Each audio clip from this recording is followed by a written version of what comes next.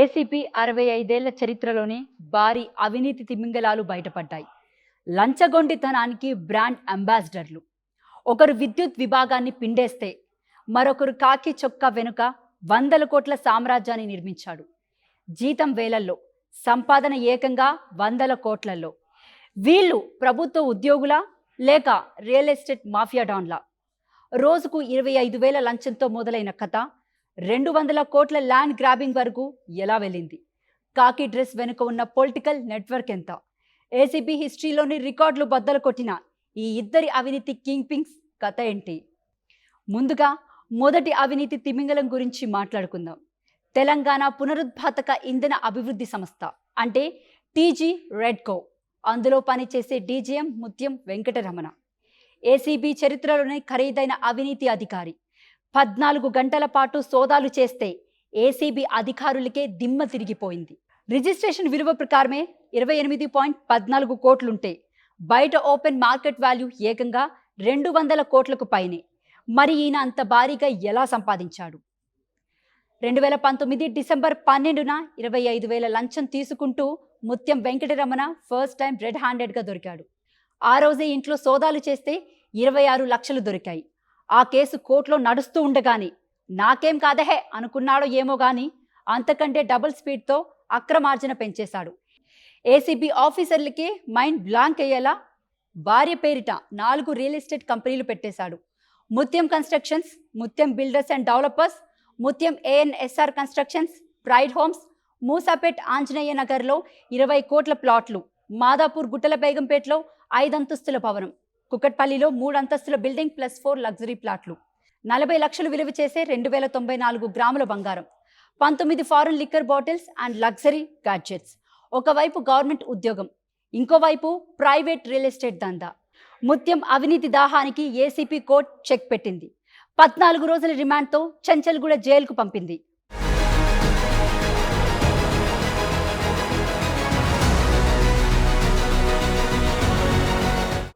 ఒకవైపు రెడ్డికో డీజీఎం ముత్యం వెంకటరమణ కథ నడుస్తుంటే ఇంకోవైపు పోలీస్ స్టేషన్ డిపార్ట్మెంట్లోనే ఊహించని పెద్ద షాక్.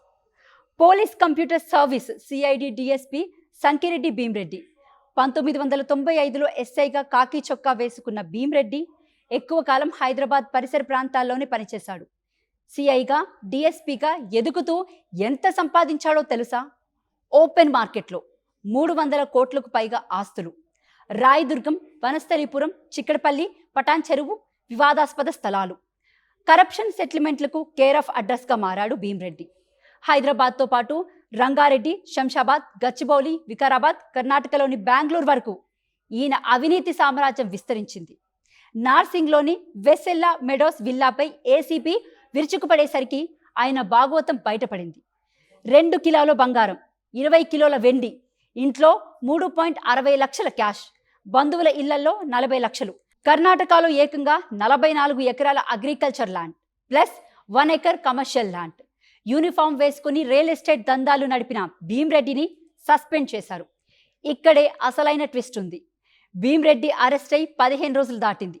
కానీ ఏసీబీ అధికారులు ఆయనను కస్టడీకి తీసుకొని ప్రశ్నించడానికి ఎందుకు భయపడుతున్నారు? విఐపి కలెక్షన్లు, సీఎంఓ స్థాయి పరిచయాలు, బిగ్ షాట్ల పేర్లు బయటకొస్తాయని ఒత్తిడుందా? సాధారణంగా ఏసీబీ కేసు నమోదయ్యాక వారం రోజుల్లోనే కస్టడీకి తీసుకొని విచారిస్తుంది. బినామీలు ఎవరు, డిజిటల్ ఎవిడెన్స్ ఏంటి, పొలిటికల్ లింకులు ఎక్కడి దాకా ఉన్నాయి అన్నది తెలుస్తుంది. కానీ భీమ్రెడ్డి విషయంలో ఎలాంటి కస్టడీ పిటిషన్ వేయకపోవడం వెనుక పెద్దల హస్తం ఉందా? కస్టడీకి తీసుకోకపోతే బెయిల్ వచ్చే ఛాన్స్ ఉంది. మరి ఏసీపీ తదుపరి అడుగు ఏంటి? ప్రజాధనాన్ని కడుపు నిండా మెక్కిన ఈ కరప్టెడ్ ఆఫీసర్లు ఇద్దరు ఇప్పుడు చెంచల్గూడ జైల్లో కటకటాలు లెక్కిస్తున్నారు. ముత్యం వెంకటరమణ అయినా, భీమ్రెడ్డి అయినా అవినీతి ఎంత ఎత్తుకు ఎదిగినా ఒకరోజు చట్టం ముందు మోకరిల్లాల్సిందే. లాకర్లు ఇంకా తెరుచుకోవాల్సి ఉంది. ఇంకా ఎంత కక్కేస్తారో చూడాలి.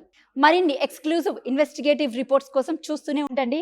లైక్ చేయండి, షేర్ చేయండి, సబ్స్క్రైబ్ చేయడం మర్చిపోకండి.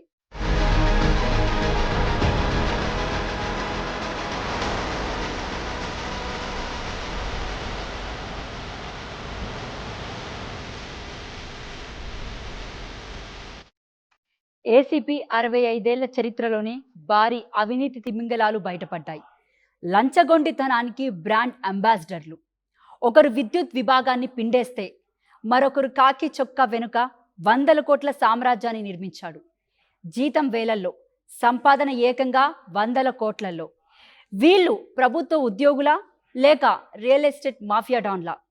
రోజుకు 25,000 లంచంతో మొదలైన కథ 200 కోట్ల ల్యాండ్ గ్రాబింగ్ వరకు ఎలా వెళ్ళింది? కాకి డ్రెస్ వెనుక ఉన్న పొలిటికల్ నెట్వర్క్ ఎంత? ఏసీబీ హిస్టరీలోని రికార్డులు బద్దలు కొట్టిన ఈ ఇద్దరి అవినీతి కింగ్ పింగ్స్ కథ ఏంటి? ముందుగా మొదటి అవినీతి తిమింగలం గురించి మాట్లాడుకుందాం. తెలంగాణ పునరుత్పాదక ఇంధన అభివృద్ధి సంస్థ అంటే టీజీ రెడ్కో. అందులో పనిచేసే డీజీఎం ముత్యం వెంకటరమణ ఏసీబీ చరిత్రలోనే ఖరీదైన అవినీతి అధికారి.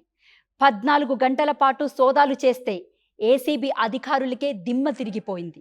రిజిస్ట్రేషన్ విలువ ప్రకారమే 28.14 కోట్లుంటే బయట ఓపెన్ మార్కెట్ వాల్యూ ఏకంగా 200 కోట్లకు పైనే. మరి ఈయన అంత భారీగా ఎలా సంపాదించాడు? 2019 డిసెంబర్ 12న 25,000 లంచం తీసుకుంటూ ముత్యం వెంకటరమణ ఫస్ట్ టైం రెడ్ హ్యాండెడ్గా దొరికాడు. ఆ రోజే ఇంట్లో సోదాలు చేస్తే 26 లక్షలు దొరికాయి.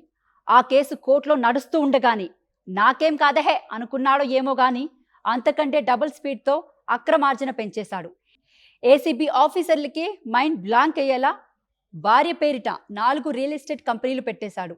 ముత్యం కన్స్ట్రక్షన్స్, ముత్యం బిల్డర్స్ అండ్ డెవలపర్స్, ముత్యం ANSR constructions, pride homes, Moosapet Anjaneya నగర్లో 20 కోట్ల ప్లాట్లు, మాదాపూర్ గుట్టల బేగంపేటలో 5 అంతస్తుల భవనం, కుకట్పల్లిలో 3 అంతస్తుల బిల్డింగ్ ప్లస్ 4 లగ్జరీ ప్లాట్లు, 40 లక్షలు విలువ చేసే 2094 గ్రాముల బంగారం, 19 foreign liquor bottles and luxury gadgets. ఒకవైపు గవర్నమెంట్ ఉద్యోగం, ఇంకోవైపు ప్రైవేట్ రియల్ ఎస్టేట్ దందా. ముత్యం అవినీతి దాహానికి ఏసీపీ కోర్టు చెక్ పెట్టింది. 14 రోజుల రిమాండ్తో చెంచల్గూడ జైలుకు పంపింది.